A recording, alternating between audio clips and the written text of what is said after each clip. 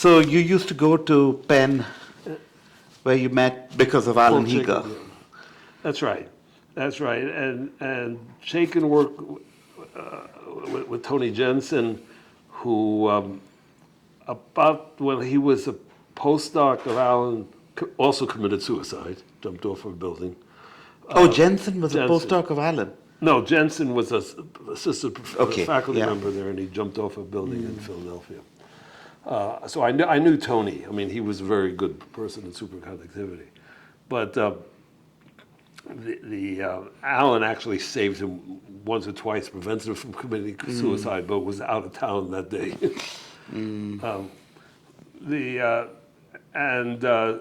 So Chaikin was just a marvelous physicist. I mean, and then when he came to UCLA, I already was starting to learn a little bit about soft matter, and I had learned about colloidal crystals actually from Dale Schaefer at Sandia, and starting to doing some theory on them, and so Paul started doing some experiments, and that's led him into soft matter. So Paul started doing experiments in soft matter at UCLA around the same time that you were interested. You started also getting interested in soft matter. Yeah, I guess it was mainly colloidal crystals. I don't remember. I wasn't yet doing polymers. Not yet polymers, but I think it's not a great stretch to go from colloidal crystals to polymers. That's right. Although we were thinking colloidal crystals more like crystals. Yeah. Like crystals. Yeah. Okay, and then when did you start thinking about electrostatics and polymers? Okay, so while what year when I was in Paris working on polymers we were already at Dijon was already at the Collège de France, and you spent another year in France. Yeah, so if I add, I was only maybe 6 years there. So I was that year either at sabbatical or a leave of absence at the Collège de France, and we were working on various polymer problems. And Dijon was having back problems, and about the time that his back was really getting bad, and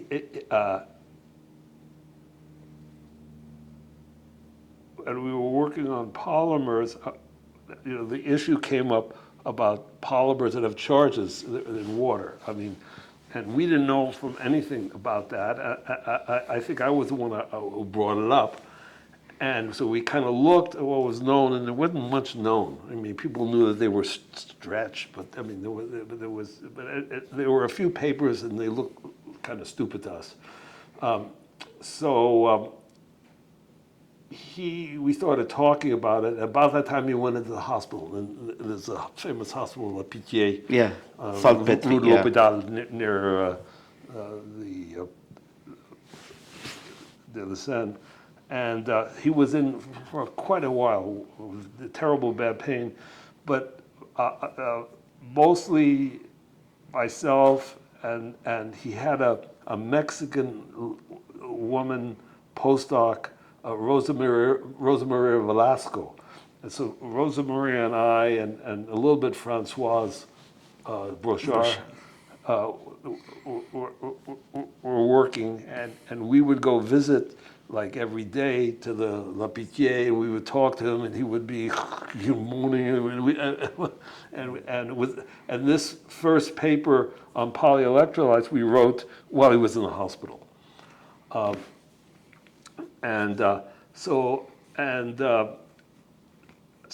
that was already and already had this a little bit of experience with charges in the colloidal crystal thing, because those were also charge systems. And Shlomo Alexander and I had talked about things like that. So that was starting there, and somehow there's more and more of that stuff because we never really felt comfortable with that.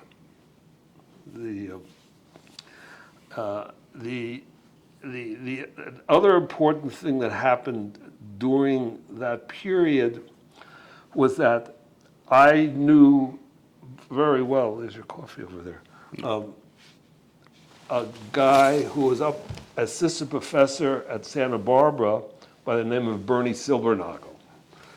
Bernie, because during the period that I was at UCLA, especially in the early days, we had a lot of contact with people here at Santa Barbara.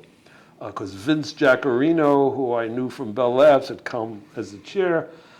And Vince and we didn't talk about it. What my magnetism work, I had worked a lot with him on experiments and mostly in manganese fluoride, trying to understand antiferromagnetism and manganese fluoride.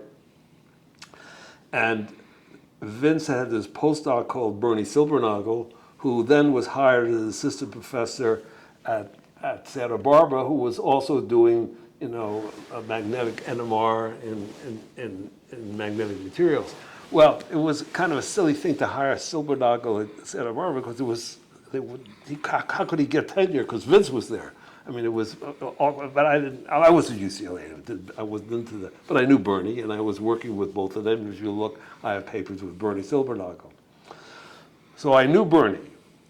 But Bernie didn't get tenure at Santa Barbara, and he wound up going to Exxon for some reason. So he was at Exxon. But, and out of the blue, I'm at UCLA, I get a call or a letter from Bernie saying, Ari, what did you think about coming to Exxon? Exxon is trying to start up this big group and things.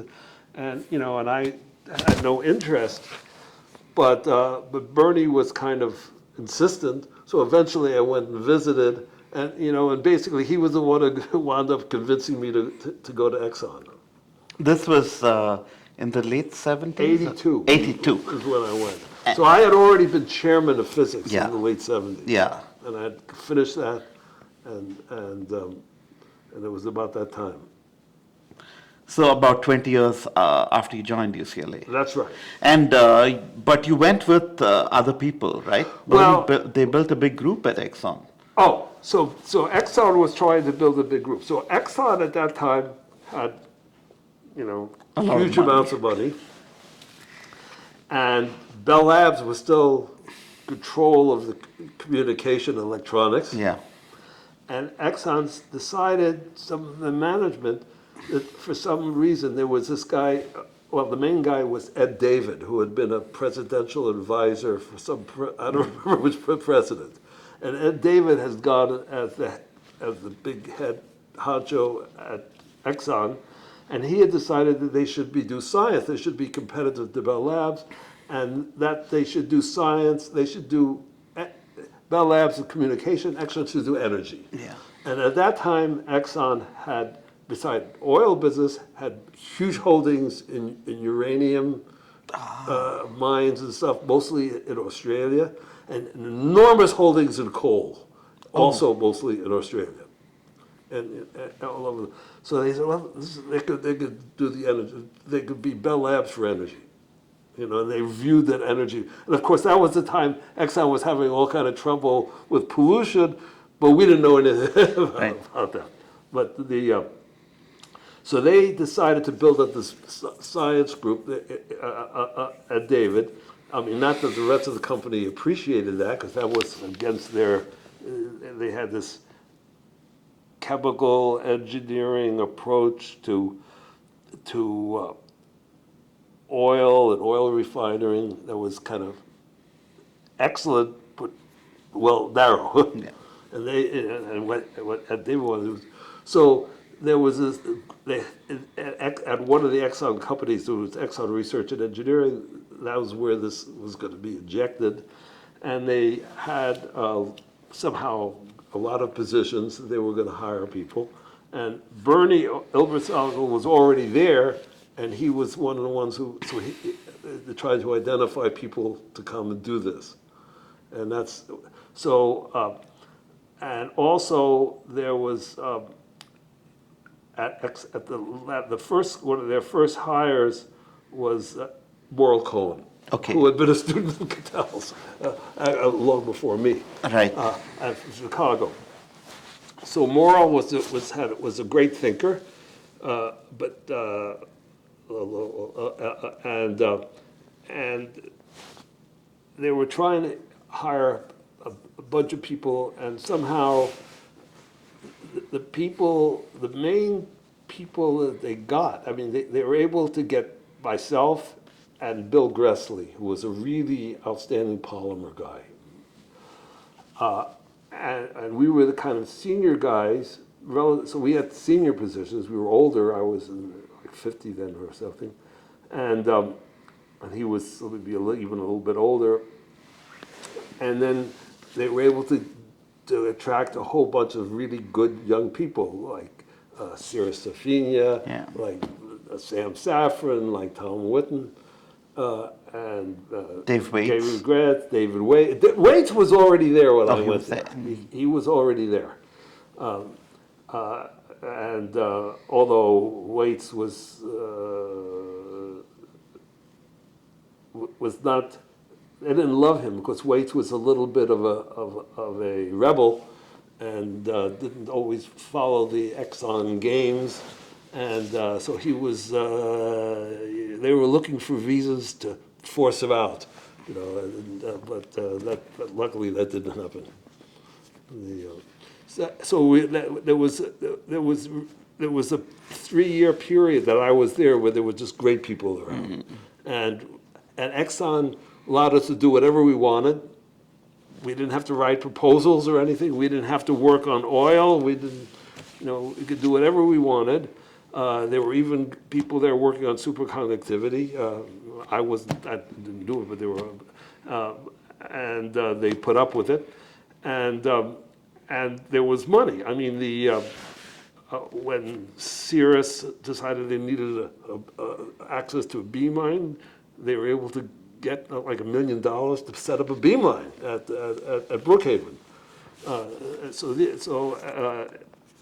Of course, it only lasted for a short time, and they'd built this big, beautiful, fancy lab. And everything was fine until the budget became not a rounding error, more than a rounding error.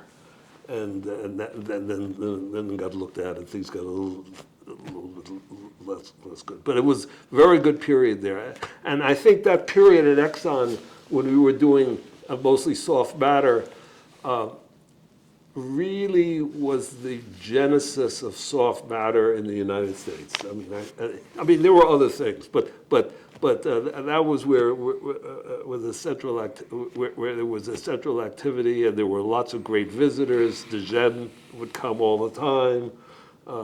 Ludwig Leiber. There were a lot of people from Paris. A lot of people. Michael Cates, who is now the Newton Chair at Cambridge, came when he was a graduate student to spend the summer with us. Sam Edwards, and so it was really a golden age for soft matter.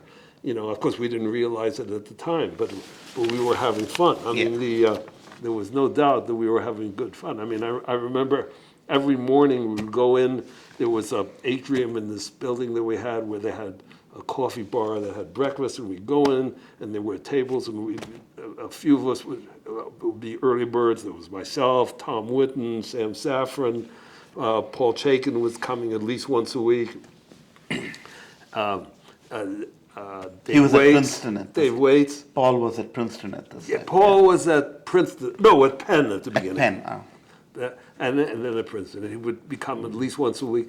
And Dave Waits. And we would sort of end up eating our Egg McMuffins or whatever they were at breakfast and talking. I mean, sometimes talking about football, sometimes but more often than not, it would be big discussions of science. And a lot of important science stuff in soft matter got done at those things. We'd be talking, and so it was just a constant flow of ideas. And those years were just fabulous. I mean, as far as getting things done. And there were these people who had interesting ways of thinking about it, and they were able. Of course, we had struggle with Exxon sociology. Yeah. I mean, they had no, until we were there, they'd never heard of a postdoc. Right. And they had no, and to get, and there was a lot of struggle to get them to hire a postdoc, to figure out how they could do it within their framework of their system. And then Santa Barbara in 85, 86? Yeah, so I came here in '85. Who reached out to you? That was Alan, because Alan, Alan, oh, he he was was already here. already here. And while, you know, we were still in touch, we weren't working together anymore, but he was working, getting interested in Palomar conductors, of course, and thought that maybe we could do stuff together, which we never did really. But he's the one who got me to, well, he was trying to get me to come here into physics, but I don't think physics was interested so much in this kind of stuff. But that's at the same time that Morabian had this idea of building a materials department. And somehow Alan got me into contact with Morabian, and what brought me here was this idea of a materials department, but it wasn't one that I came. So actually, when I came to Santa Barbara, I was 100% in chemical engineering. Right. Yeah. And I had an office. Chemical engineering was down by the USEN, by what's now ART, right by the USEN, and I had my first office was there. And who did you know in chemical engineering at that time? Well, I didn't really know anybody. Dale Pearson wasn't here. No, Dale came after I did. I mean, I was a little bit partial. He came not because of me, but there was nobody working at polymers. But the chairman. Was it Bellingham, Doug? Or was it Orwell Sandel? No. Chair of chemical engineering? Sanjoy Banerjee. Oh, Sanjoy was chair, yes, of course. And Sanjoy Banerjee was chair. He must have been pretty young. Yeah, and he was a great. And he had come from Toronto, right? Well, I didn't know. He was Yeah. here when I came. Yeah. And he wanted to build up chemical engineering. And chemical engineering at that time had these people that you mentioned, had nuclear engineers and Yes. things like that. There wasn't anything really in soft matter specifically, but and the way they were hiring people was that, you know, in chemical engineering, the tradition was people didn't do postdocs. They got hired directly from assistant professors from graduate school, although they might do a postdoc, but they got hired first. And I remember very distinctly when I was down there that there was a guy they wanted to hire as an assistant professor from Berkeley who was just finishing his PhD in chemical engineering at Berkeley. And it was somebody, I guess, was somehow related to stuff that I knew about. So when I looked at it, I said, this guy hasn't done anything. It wasn't anything particularly interesting. And when I talked to Sanjoy said, but he's getting his PhD in Berkeley. If he's getting his PhD in Berkeley, he's good enough for us. I mean, that was what the department thought. And I said, well, I didn't see it that way. I didn't think I didn't see anything interesting. Yeah. And I guess he had come to give a talk. And Sanjoy said, well, you know, I sort of feel the same way, but this is the way the department here is. And then, the fact that I complained about it got him to thinking a little and more. he just killed it. Yeah. And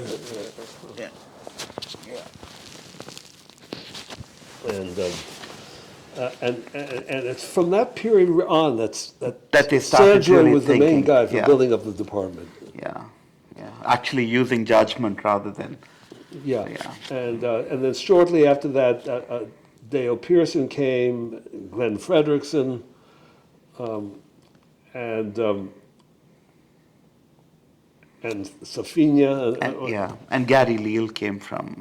Then they hired Gary Leal and Henry Weinberg. Henry Weinberg. Yeah, came from Caltech. From Caltech. Yeah.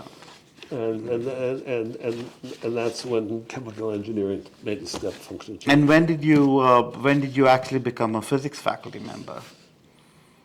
Well, it became it was, I don't remember the dates, but I was started in chemical, and then the chemical engineering was never a serious department. It was a holding pattern. It was, I mean, everybody agreed that. It was Yeah, a general, yeah. while materials was being okay. Right. So as soon as materials was formally the department, I moved, I think, 2/3 to materials. And I kept a foot in chemical engineering. But then later on, it became clear that physics was closer to me, so I switched to chemical. And also, I had a fight with Yes, with Duncan Mellencamp, Duncan you told me. Mellencamp, Yeah. which decided me to get out. Yeah. I mean, not really a fight with him, but it was a clash over a promotion. Yeah. and I realized that physics was a better home for me, so I switched that third To physics. to physics, and then later on, I was asked to try to help with BMSE. Yeah. So I moved, and Yeah. I never was in BMSE, but then I moved another third to physics because Right. I was feeling physics was a better home for me than materials. Phil, that's our third half